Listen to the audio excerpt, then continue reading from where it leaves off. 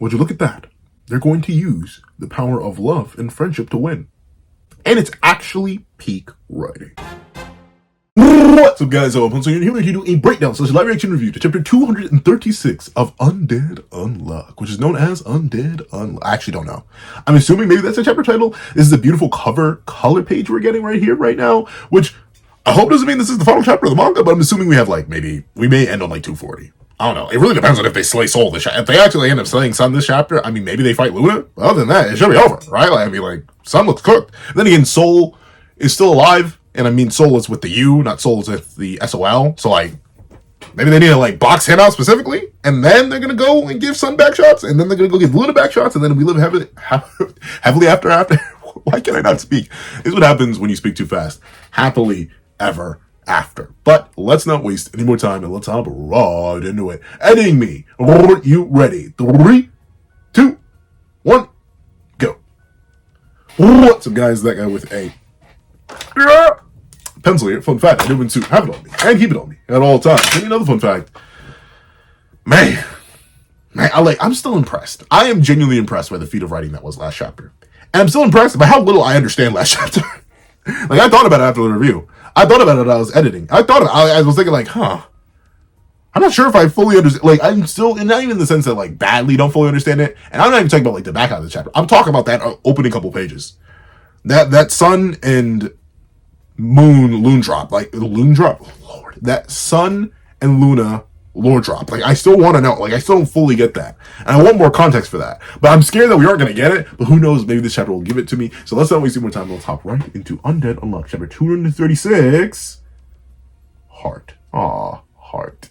Heart. Let's see. Quit messing with me. What is this? This rule isn't something I know. Well, yeah, you were created by the gods. And they don't know love. Clearly. Clearly. So it makes sense that Soul, you, the first creation of the gods, and very specifically the first creation of Luna, would not understand this rule. Which is funny, because you are unironically the basis of it. But then again, that's the whole point of Undead Unluck, seemingly, in the grand scheme of things.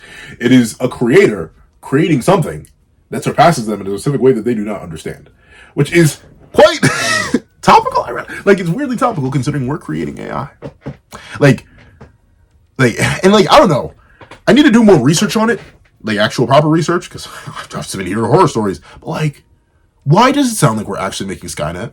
Why does it sound like we did not learn from a single movie that came out in the 80s and 90s? Why does it sound like we're actually moving towards that and we want to do it? Why? What the heck is mirror back to? What is happening? Why are we actually doing this stuff? I thought we all grew up with those movies, and even if we didn't, the remakes of those movies get what are we doing? What are we doing? Humanity? Why are we trying to cook ourselves? But other than that, let's see. This rule isn't something I know. Answer me, Luna. Luna's like, tough noogies, bro. I don't know either, big dog. This is something that because Luna was genuinely shocked last chapter. I do like that, right? So far, Soul once again only just spoke last chapter, but Luna definitely has been the unshakable, the unquestionable, the all-knowing game master, quote unquote. It's why I even interpret them as sort of the Gaia of this narrative, where they created everything, or at least created Soul, who then they worked with to create everything, kind of like how Gaia created Uranus, which then they went on to create everything. But this is the first time we've seen them genuinely shaken. They don't have eyes. You can tell if they did, they'd be wide open. They are genuinely confused, and they do not understand what's going on, which is technically good. That's what they wanted to do. They themselves, who were on the side of humanity, quote unquote, which technically they still are, they wanted something like this. They wanted to be confused, befuddled, bamboozled, blown away by something they simply could not understand. And bada bing, bada boom, they are confused, blown away, and befuddled by something they simply cannot understand. And that is the rule of love, this combined nature of humanity.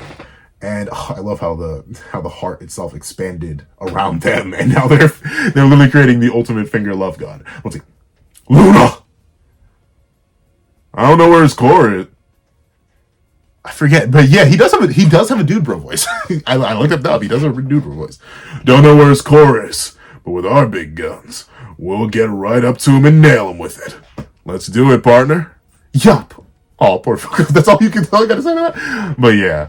And to think, they did it in 2 loops. I mean, they did it off the work of all of what Juiz and Victor did in all the previous loops. But like, they came in and said, last chance, got it, we'll cook, and proceeded to cook so well. Especially considering Andy has only been back in the narrative for like 10 chapters. Like he legit just got back not too long ago. And he's cooking so much, and cooked the entire period, stealing the master rules away until he could hold them no more. And Fuuko cooked so much in her 101st loop. That's my girl. That's my girl. I'm so proud of these two. Let's see. Yup. Loading up. Let's see. Soul was like, maybe I should keep it. I keep saying Soul, even though Sun is like, should I keep giving the back shots? Probably. I'm just going to stand here and look epic. Let's see. No matter what any of you do, no matter what any of you feel, we are the rules. Whatever it is that you've conjured up, we won't approve of it. I will not. We will not approve of any rule like that. What's wrong? What's wrong? Is there a problem? Is there a problem? So, but interesting.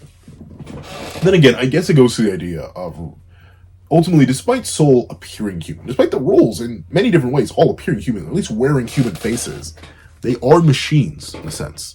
They are rules. They are concepts given form. And a concept cannot understand the breaking or transcendence of a concept, I suppose, right? Like, until AI, if you were to tell a computer to do something that was beyond its programming, it couldn't do it. It couldn't do it. It couldn't understand it.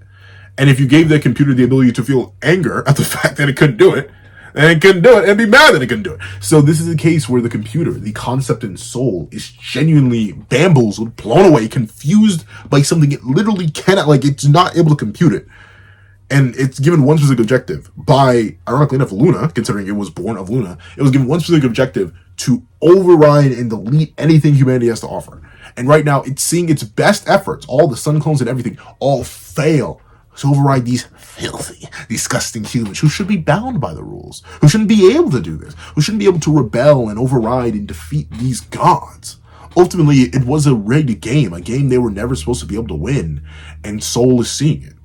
This lifeless, or ironically enough, soulless, but this soulless computer, this amalgamation, this concept simply cannot understand a new rule, a new concept, something greater transcending it, and by proxy transcending the gods that created it. Just as Sun asked last chapter, how can a creation surpass its creator? It just doesn't seem to make sense.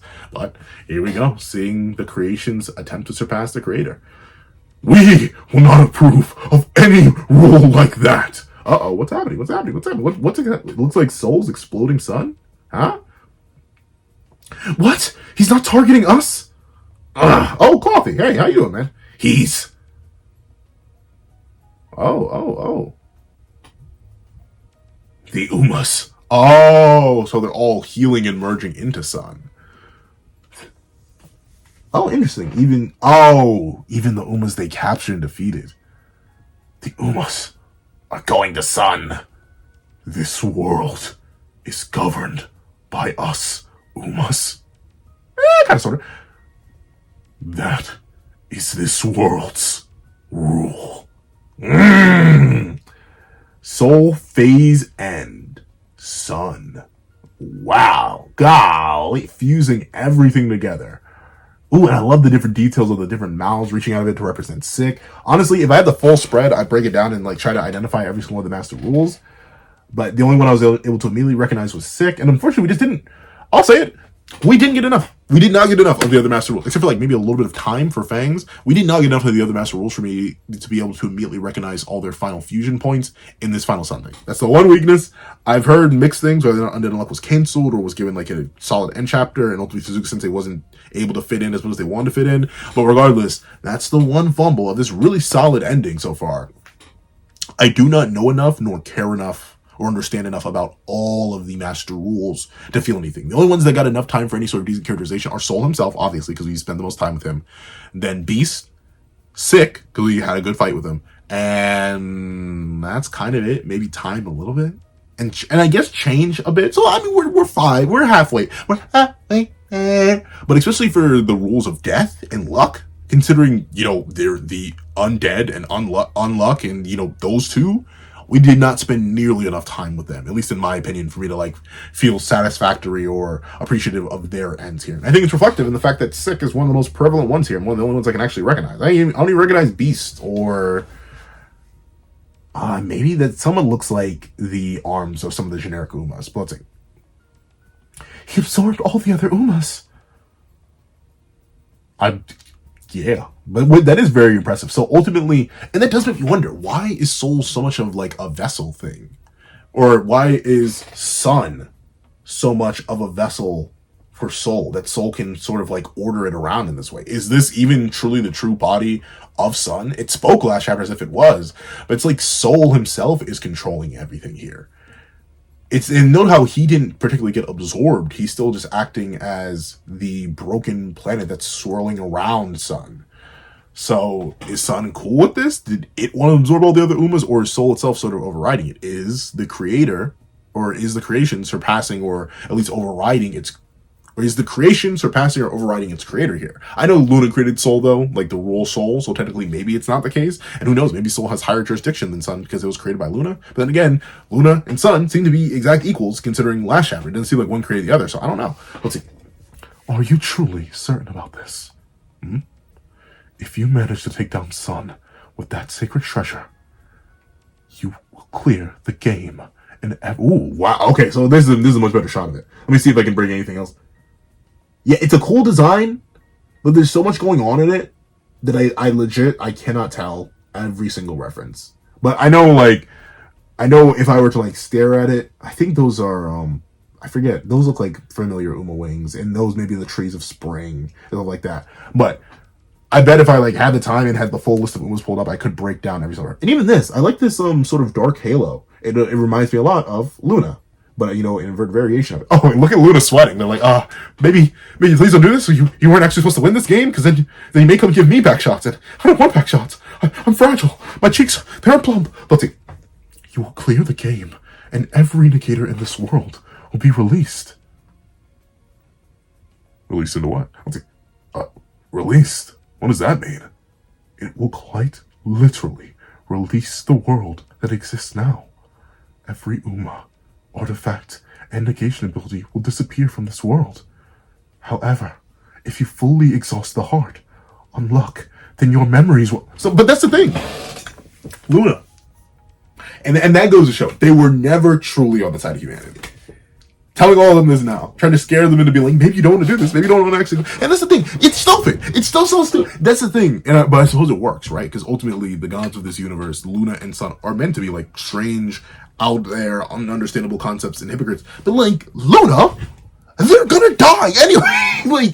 There's nothing that they gain from not defeating Sun. That's this is such a fire design. Oh, this is so good. Tsuzuki said, and the fire dragon too. Oh, ugly. But Luna, do you want them to just die? What alternative are you offering here? Either they defeat Soul now and are released, quote unquote, or they die. What do you think they want to do? Luna, you aren't offering any sort of alternative. Of course they're gonna do it. Oh, but the memories of Fuuko don't matter. They don't matter. What? Luna, there's nothing you can offer them. It's too late. You gave them the tools. They're using it. Just because you didn't want them to win this game that you set up for them doesn't mean they can't win it, and doesn't mean that they should win it. I hope this doesn't cause any hesitance in any of them. And it doesn't even look like Fuuko cares. She's yeah, whatever. We and I want one of them to say. I want to say okay, Luna, what do you want us to do? Die? Give up? Perish? Let's see. However, if you fully exhaust the heart, unluck, then your memories will. Your love will disappear without a Boom! Good. Beam that bad boy. Beam him. Boom! Spray the whole thing. Spray him. Spray him with that thick, juicy, scrumbly-umptious love juice. Spray him down with it. Spray him down with it. Spray. Just unload all over his face. That's what I'm talking about. Then your memories will. Your love will disappear without a Boom! Look at that. Jeez. Honestly, it's kind of small, though. Kind of small. I was expecting more from their love. Come on now. Then again, it was everyone else's love before. And this is a super sun. But still, boom! Look at that. They're going band for band, blast for blast, and it looks like theirs is a little bit bigger. Looks like they got a super love coming at me. Yeah. Let's see. What? Why won't you listen to what I'm telling you? Luna, you're an idiot. Let's see. You got the wrong idea, don't you? You really think love decreases once it's accumulated? Now hatred, that's finite. It eventually runs out. Rebellion was that way. But love is different. Love that's built in the future, that built in the present and future, is infinite. I mean, like, I do like that interpretation of love. And I think, no. Because you don't, like, life does not need love to continue, unfortunately. Very unfortunately does not. It just needs sustenance, which isn't always one of love. But, and this is going to sound mad, crawling in my skin. Like, it's going to sound very emo when I say this. Love isn't infinite. But I do also agree with Andy. I don't think hate is infinite either. Because you die. Like, eventually, you could hate somebody with every fiber of your being, down to your very last atom. You're going to die, though. And then your hate's gone. Just as you can love somebody to every last fiber of your being, every bit of your core, every quark within your body that makes up all your atoms, which makes up all your cells, which makes up all your flesh. You can love somebody. But there's a reason they say until death do us part. Because at the end, as far as we know, you return to nothing. And your love dies. So love isn't necessarily infinite. At least not in my opinion. I do believe it's more important, and I think it's better to love rather than hate, though. Especially if you do have a limited existence. Love is a lot healthier. It's a lot more enjoyable. Spending all your time hating something or hating someone, I feel like it's pointless. Like, what do you get out of that? Okay, cool story, bro. My hatred is far greater than yours. Okay, and? Kind of flex. You know what is a flex? Being loved. Have a connection. Being with people. That is a flex, at least in my opinion. That's how I view it. I never gotten the idea of propagating, enjoying, or spreading hate. And the only thing I've ever hated was that filthy, disgusting, horrific creature from JJK. That's a fictional character. In terms of real life, I never got the idea of propagating hatred. Let's see. But okay, at least we're acknowledging the fact that the other sacred treasures were actual booty meat, actual dog water. And I do love seeing Luna sweat. Love that's built in the present and future is infinite. Wait, no, please, the back shots. Yo, looks like we're finally alone. Alone? When there's this many Umas around? Well, kinda looks like the end, so how about we have a little chat? It's a little late to bring up anything now. You see, at first, I only planned to... Oh, okay, so they're having a full reflection on there. So yeah, man, the series really is ending. At first, I only planned on toying with you. Just enough to kill time with your unluck ability because it piqued my interest. But guess what? With all the shenanigans we got into together, you taught me something. People don't die unless they're forgotten. So eventually everything will die. So once again, real, I mean, who knows? Maybe we'll become like a type, but even then, no. Because the universe will one day die. At least as far as we know. Once again, unless you believe it, but even then, just because, I mean, it depends. Does infinite universe mean undying universe? Maybe. I need to double check that. If the universe is infinite, does that mean there can be a heat death of the universe? I forget. But essentially, as far as I understand it, everything will die eventually. So one day, love or the connection, people will eventually die. There will be a last human one day. As far as I understand it, at least scientifically speaking. Personally, I hope there isn't, and I hope there truly is a higher power, and that ultimately there is greatness beyond that void that seems to exist at the end of all living things. Well, unless that is, if we go by the scientific definition of the universe, well, life is bleak. Or the end of life is bleak. That's why you should enjoy it while you have it. Ultimately, life is given value by the fact that it has an end. Bada bing, bada boom. Though, admittedly, if everyone was immortal, and like, fine, I'd be completely fine with that too. I wouldn't mind living for eternity, as long as everyone else could too. And that's the only thing that would suck. And I want to have kids too, because I think having kids would be fun. But then they would probably want to have kids. And then we'd run into overpopulation. Bada bing, bada boom. But essentially, people don't die unless they're forgotten. That's a very similar sentiment to Axel from Kingdom Hearts, or Lee from Kingdom Hearts. The idea that you live on ad infinitum in the memories of those you meet and those you connect with. And of course, sometimes people use hatred to do that. But I also do agree, it's better to be loved, be a positive memory. That's why I try to be a positive memory for everyone I meet. Because I'd rather be remembered fondly than negatively. I'd rather have a positive impact in the short time I get to live on in other people's minds than a negative one. I just think it's a lot more satisfying and fulfilling. At least, that's what I think. Let's see. People don't die unless they're forgotten. Once I heard that, I had a thought. Fuuko's like, oh, you got me feeling type of way. I thought that I could die one day. So, let's enjoy what life has to offer. Well, that's funny. What's that? He's like, well, I'm having a moment here. What's funny about that? Let's see. You taught me the same thing. Andy, the first time I met you was sheer chaos. It truly was. But ever since that day, I've had the most wicked fun time. Oh, my heart, yeah. Talk about it, Fuuko, talk about it. Oh, that's it? That's all you have to say? he gave his whole speech about, well, again, I guess she doesn't want to repeat it. And if she learned the same thing. But man. I see. Thanks, Fuuko, for letting me die. Oh. Yeah, and that is, then again, I just say, the value in life is that it does have an end. And that you can be remembered, even in death. For letting me die. Oh, right. That's right. Once we win this, you won't be undead anymore. That's true, yeah. He will ultimately be. That thing, like, just, yeah, that is interesting. Hey, won't die. Let's see. That's not what I meant, Donnie. It's once you forget, right? Huh? You're gonna forget me. And that will be my death. Yeah, but, of course, you will continue, like you said already, you'll go on to make more memories and essentially resurrect yourself. It'll be a undeath, if you will. Okay, I'm sorry, but be my death. Look at this fine chiseled jawline. Let's see. Memories I shared with you, each and every one of them has become a treasure, and their shine has taught me what death truly means. Oh.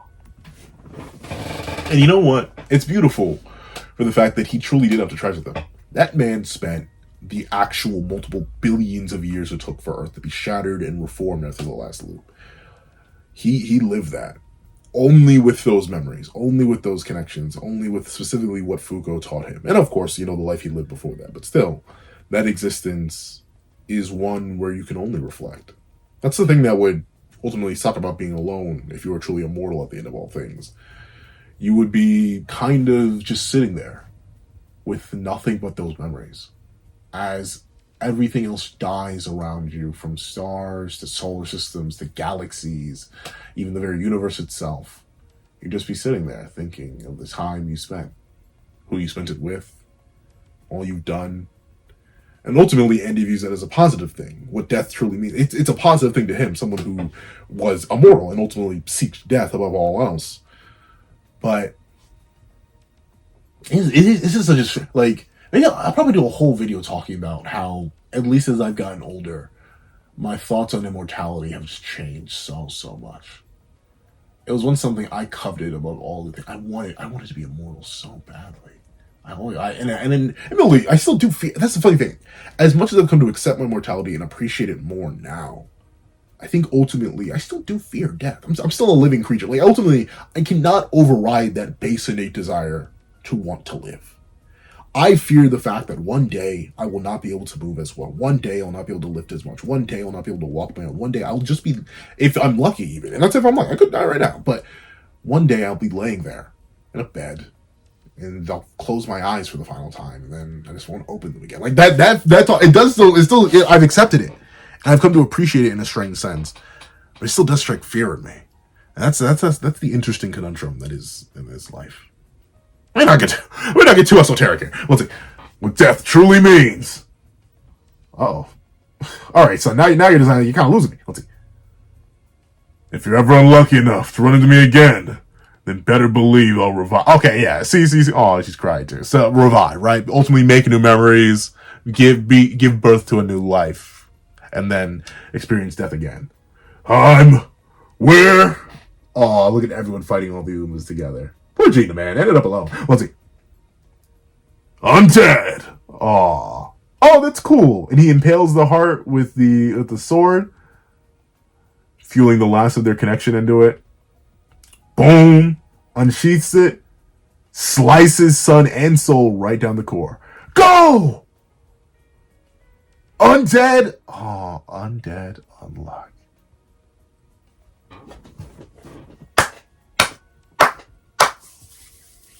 They earned it. They earned it. They earned it. They definitely earned it. Man, this is a beautiful spread too. Oh, the thumbnail gonna go crazy. Oh, the thumbnail gonna go crazy. But Undead Unluck. Does it actually strike down Soul? Wicked sick. Sick. Wicked sick. And to slay the sun itself. All right. Go kill Luna.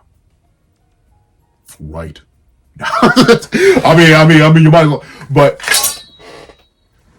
a calm little W chapter. A calm little W chapter. And I think this chapter does fully culminate and reveal what Tozuki Sensei wanted to say. The themes of Undead Unluck. The importance of love. The importance of connection. The beauty of life. And the beauty of death. And ultimately the ability to maintain life through memory. Maintain life through connection. And it's a simple theme. It's a simple story. But it's portrayed so well and so cleanly here that I really, really love it. And I'm excited to see how it all ends. Because apparently it's still to be continued. And of course, with Luna sweating and trying to convince them to not do it, and overall doing everything in their power to avoid this end, avoid this conclusion, avoid the end of this game, to be proven wrong, as last chapter highlighted. I'm excited to see how they deal with her. If they even can, after the slaying Soul and everything perishing, everything dying. Ultimately, the world of Undead Unluck as we know it is about to end. With a bang, though. And I think they've earned that. But, if you made it all the way to the end of this video, please leave Unluck Undead. Yeah, you know I said it. Just instead of Undead Unluck, Unluck Undead in the comment section down below. Thank you so much for watching. Please remember to leave a like, share, comment, and subscribe. And make sure you hit that little notification bell so you don't miss out on any videos that come to the channel. Also, I do have a page down below where you support me for as low as $1, get a month, double month, things like exclusive videos, early content, and more. You also now become a member of the channel for as low as $3 a month to get the same perks and more. So those perks include the live reactions to every series I have to review, ad-free variations of all my videos, and if you become a $25 Patreon or a $12 member, you can order whatever video you want. Also do have a link to my Ko-Fi description down below. You can drop 5 beans for a short video, so it beans for a long video, or any beans at all. Any support is always greatly appreciated. Now, I'd like to thank you so much for watching once again, and I hope you guys have a wonderful day. This is that guy with the pencil. Riding off.